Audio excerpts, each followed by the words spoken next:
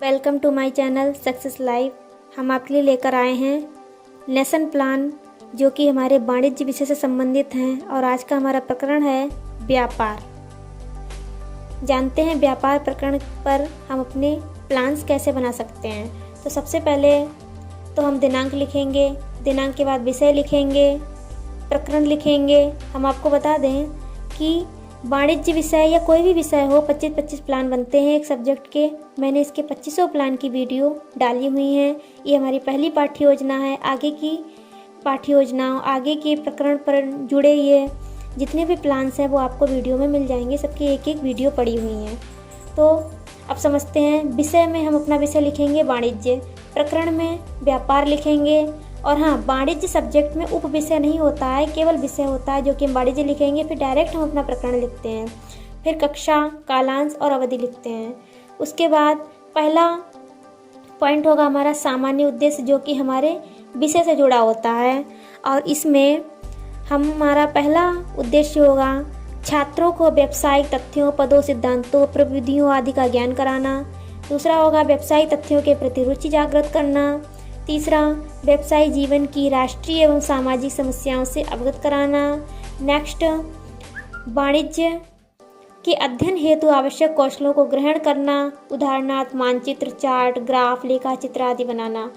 Next होगा छात्रों में वाणिज्यिक मुद्दों पर विचार विमर्श करने की योग्यता का विकास करना।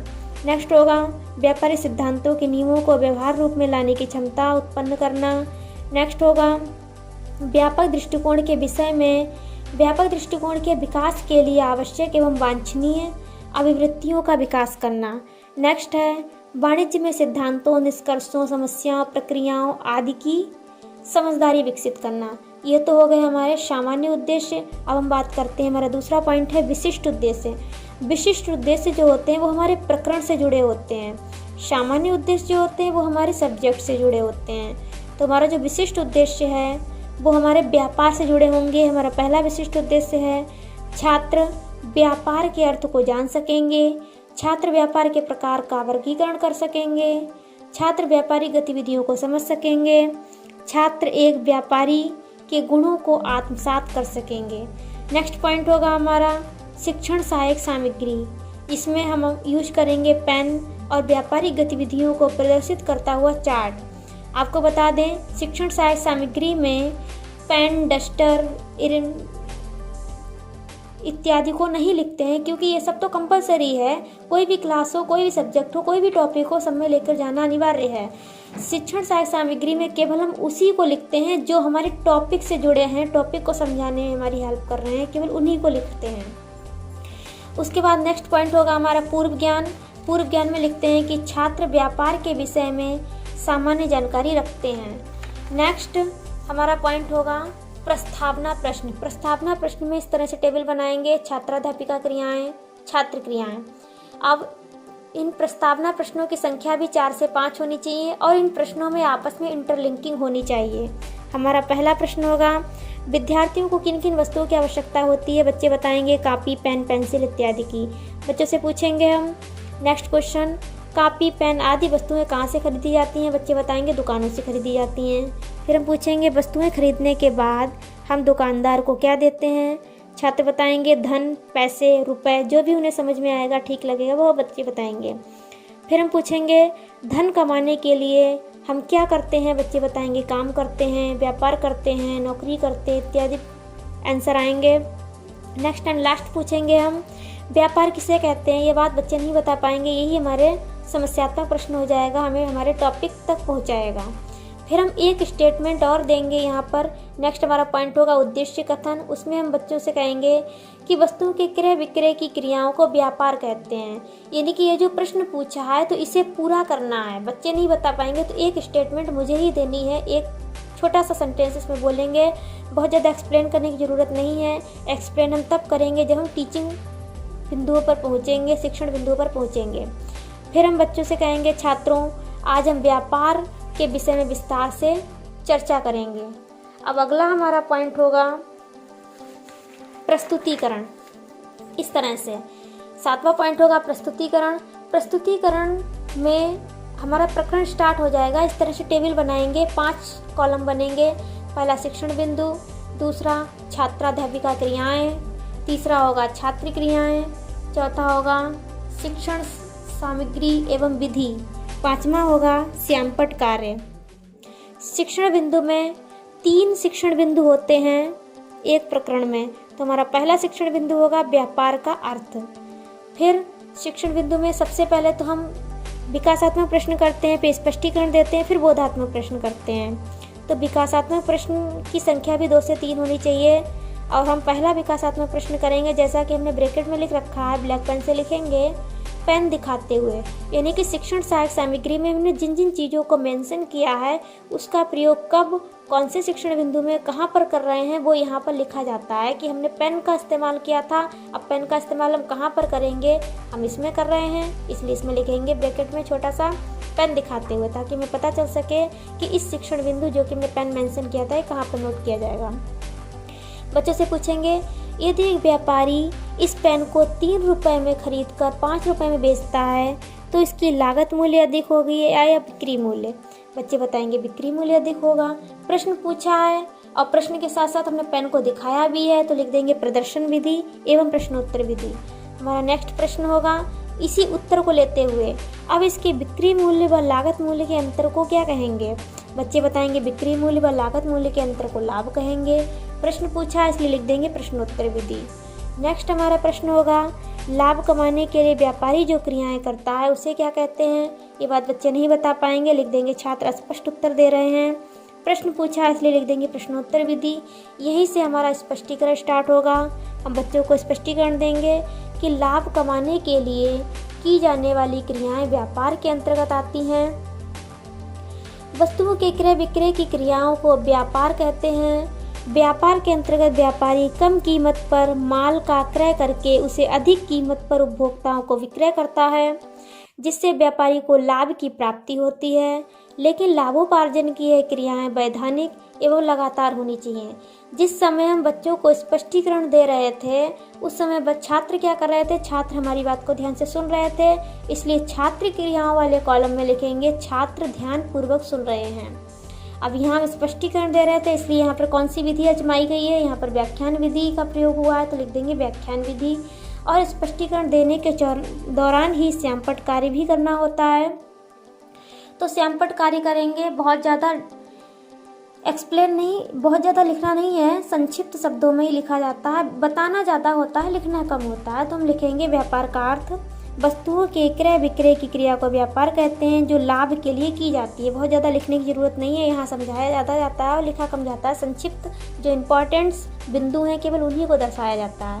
फिर अपने स्पष्टीकरण में से ही हम बोधात्मक प्रश्न पूछेंगे। इनकी संख्या भी 2 से 3 होनी चाहिए। हमारा पहला बोधात्मक प्रश्न है जो व्यापार करता है उसे क्या कहते हैं? तो बच्चे बताएंगे उसे व्यापारी कहते हैं। प्रश्न पूछा इसलिए लिख देंगे प्रश्नोत्तर विधि। नेक्स्ट हमारा होगा वस्तु का क्रय विक्रय क्या कहलाता है? तो बच्चे बता देंगे वस्तु का क्रय विक्रय व्यापार कहलाता है। अब हमने प्रश्न पूछा है इसलिए इसमें भी लिख देंगे प्रश्नोत्तर विधि।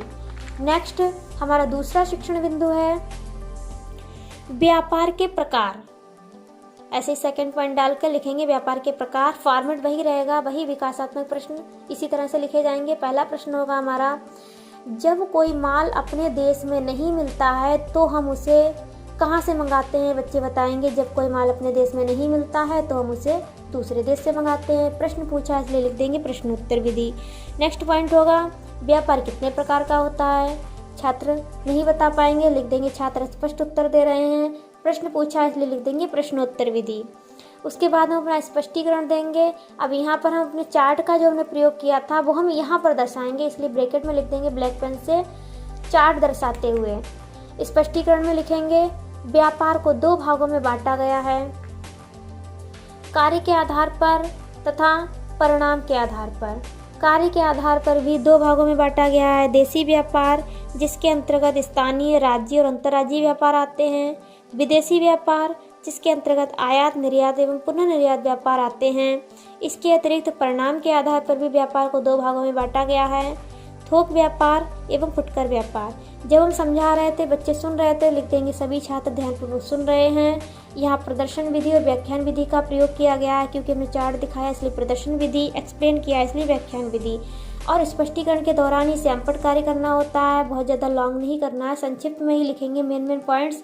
तो हमने लिखा है व्यापार के प्रकार, कार्य के आधार पर, और दूसरा था परिणाम के आधार पर। कार्य के आधार पर 2 भाग हैं, देशी व्यापार, विदेशी व्यापार। देशी व्यापार में स्थानीय व्यापार, राज्य व्यापार, अंतर्राज्यीय व्यापार। विदेशी व्यापार में आयात व्यापार, निर्यात व्यापार और पुनः निर्यात व्यापार।